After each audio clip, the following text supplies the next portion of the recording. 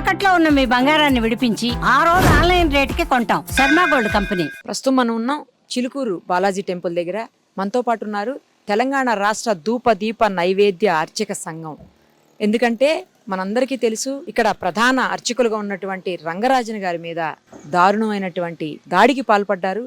అలాగే అది కంటిన్యూ చేస్తూ ఆయన మీద రకరకాలైనటువంటి వ్యాఖ్యలు కూడా చేస్తున్నారు. దీన్ని ఖండిస్తూ అనేక మంది ఆయనకు బాసటగా నిలుస్తున్నారు. ప్రస్తుతం మనతో పాటు ఉన్న వాళ్ళందరితో కూడా ఒకసారి మాట్లాడదాం, వాళ్ళు ఏం చెప్తారో చూద్దాం. జరిగింద ఘోరం అండి, దారుణమైనటువంటి సంఘటన.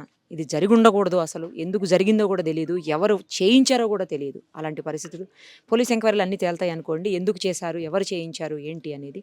కానీ ఈ సమయంలో ధర్మాన్ని రక్షించేటువంటి రంగరాజన్ గారు లాంటి వ్యక్తులకు మనందరం బాసటగా నిలవాల్సిన అవసరం ఉంది. తప్పకుండా మేడం. మాది ధూపదీప నైవేద్య అర్చక సంఘం రాష్ట్ర అధ్యక్షుండి.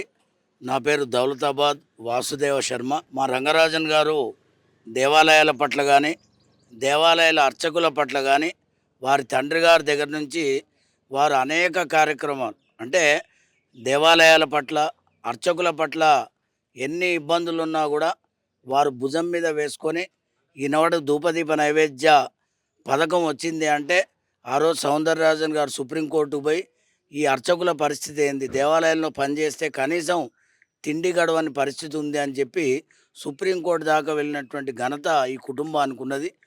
వారి మీద దాడి చేయడం అనేది మనం స్పష్టంగా చెప్పాలంటే ఇది హిందూ ధర్మం మీద దాడిగా మనం ఖండించాల్సినటువంటి అవసరం ఉంది.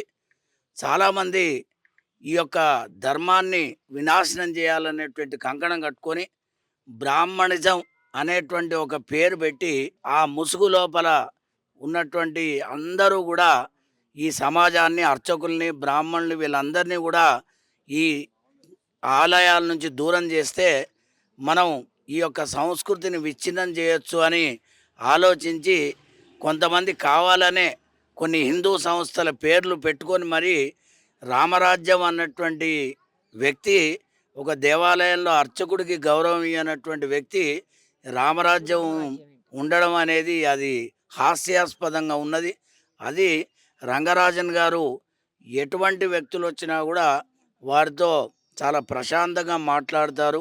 ఇప్పుడు మేము అన్ని జిల్లాల్లో కూడా కార్యక్రమాలు వారికి సపోర్ట్గా, మద్దతుగా, సంఘీభావంగా గత 2-3 రోజులు చేస్తున్నాము. ఈరోజు వారిని సంఘీభావం తెలియజేయడానికి అన్ని జిల్లాల్లోంచి జిల్లా అధ్యక్షులు తీసుకొని వారి దగ్గర రావడం జరిగింది. వారిని కలిసినాం. మేము రాష్ట్ర వ్యాప్తంగా 6,500 మంది అర్చకులము రంగరాజన్ గారి వెంట ఉంటామని, వారికి చీమ చిటుకుమన్న వానర సైన్యం వల్లే మేము అందరం దిగుతామని చెప్పి మీ ద్వారా మేము తెలియజేస్తున్నాం. జయ జయ ధూపదీప నైవేద్య అర్చకుల ఐక్యత, ధూపదీప నైవేద్య అర్చకుల ఐక్యత. ఆ సంఘటనని అందరూ ఖండిస్తున్నారండి. కానీ అసలు ఎందుకు ఇలా జరిగింది అనేది కూడా ఒక పాయింట్ రైజ్ అవుతా ఉంది. అసలు ఎవరు, ఎందుకు వచ్చాడు, ఎలా రాగలిగాడు ఇంత దూరం, అసలు అతనికి వెనకాల ఎవరున్నారు అనేది కూడా నడుస్తూ ఉంది చర్చ. జై శ్రవణాన్.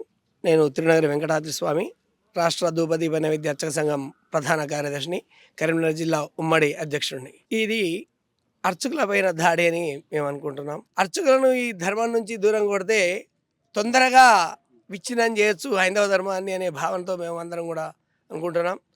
దీని వెనుక ఎవరున్నారు, ఏమిటి అనేది ఆ చట్టం కూడా తీసుకోవాలి తొందరగా. రాష్ట్ర ముఖ్యమంత్రి గారు దీనిపైన చాలా స్పందిస్తూ మరియు తొందరగా వేగవంతం చేయాలని కూడా మేము కోరుతున్నాం. తప్పకుండా 5,700 మంది అర్చకులు అందరం కూడా వీరికి బాధ్యతగా ఉన్నాం. ఆనాడు నుంచి 2007లో వైఎస్ రాజశేఖర రెడ్డి గారు ఈ ధూపదీప నైవేద్య పథకం ప్రవేశపెట్టిన మధ్యలో కూడా మాకు సౌందరరాజన్ గారు మాకు తప్పకుండా అనుకూలంగానే వ్యవహరించారు. మా ధూపదీప నైవేద్యం రావడానికి కూడా వారు శక్తి చేశారు. కాబట్టి మేమందరం వారికి బాధ్యతగా ఉంటామని మేము సంఘం ద్వారా తెలియజేస్తున్నాం. శ్రీ గురుభ్యో నమః. ఈరోజు చిలుకూరు బాలాజీ అర్చకులైన ఆచార్యవర్లకు ఇలాంటి సంఘటన జరగడం చాలా బాధాకరం.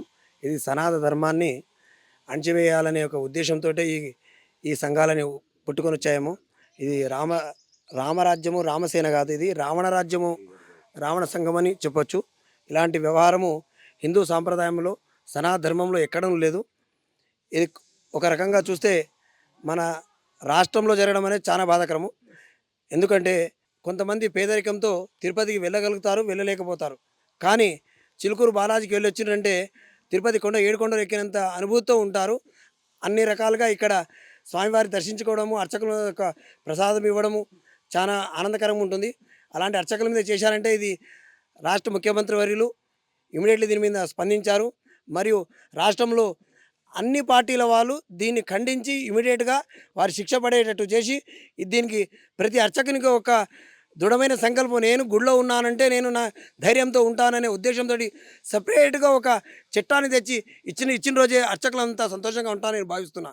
నేను కొడంగల్ నుంచి ముఖ్యమంత్రి వారి యొక్క కాన్స్టిట్యున్సీ యొక్క నుంచి వచ్చిన కాబట్టి నేను వికారాబాద్ జిల్లా అధ్యక్షుని. కాబట్టి మా అర్చకులందరూ ధైర్యంగా ఉండాలంటే ఇలాంటి వాళ్ళు ఇంకోసారి మూకుమ్మడిగా మా పైన అర్చకుల మీద దాడి చేసే పరిస్థితి ఉండరాదని కోరుతున్నాను. మాది వనపర్తి జిల్లా ధూపదీప నైవేద్య అధ్యక్షులని. ఇట్టి విషయాన్ని అందరికీ తెలిసిన విషయమే. ఇట్టి ఘోరం ఎవరికి కూడా జరగకూడదు. చాలా బాధపడుతున్నాం మేమందరం కూడా. రాష్ట్రం మొత్తం మేమంతా 7,000 మంది అర్చకులు ఉన్నాం. ఆ అర్చకునికి మేమంతా మద్దతు తెలుపుతూ నిన్నటి రోజున రాష్ట్ర ముఖ్యమంత్రి వారు ఫోన్ చేసి అర్చకుడి దగ్గర మాట్లాడడం జరిగింది. అదేవిధంగా మన కేటీఆర్ గారు కూడా మాట్లాడడం జరిగింది. కొండా సురేఖ గారు ప్రత్యేకంగా వచ్చి ఆమె కూడా మాట్లాడడం జరిగింది. అందరు రాజకీయ నాయకులందరూ వచ్చి మాట్లాడడం జరిగింది. కాబట్టి ఇదే విధంగా మాకు అందరూ కూడా సపోర్ట్ ఉంటే దేనికైనా మేము సిద్ధంగా ఉంటాము, దేనైనా సమస్యను ఎదుర్కొంటామని మరొకసారి రాష్ట్రంలో ఉన్న అన్ని రాజకీయ పార్టీలకు మేము ఒక ప్రత్యేక ధన్యవాదాలు తెలుపుకుంటున్నాం. సుమన్ టీవీలో మీ పర్సనల్ అండ్ బిజినెస్ ప్రమోషన్స్ కోసం కింది నెంబర్కి కాంటాక్ట్ చేయండి.